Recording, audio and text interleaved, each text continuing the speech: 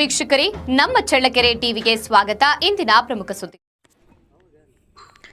ಬೆಳೆದು ಫಸಲಿಗೆ ಬಂದಿದ್ದ ಸುಮಾರು 50ಕ್ಕೂ ಅಧಿಕ ಅಡಿಕೆ ಮರಗಳನ್ನು ರಾತ್ರೋರಾತ್ರಿ ದುಷ್ಕರ್ಮಿಗಳು ಕಡಿದು ಪರಾರಿಯಾಗಿರುವ ಘಟನೆ ಬೆಳಕಿಗೆ ಬಂದಿದೆ. ಹೌದು, ಇದು ಚಳ್ಳಕೆರೆ ತಾಲೂಕಿನ ಜಾಜೂರು ಗ್ರಾಮದ ರೈತ ತಿಪ್ಪೇಸ್ವಾಮಿಯವರ ಜಮೀನಿನಲ್ಲಿ ನಡೆದಿರುವ ಘಟನೆ.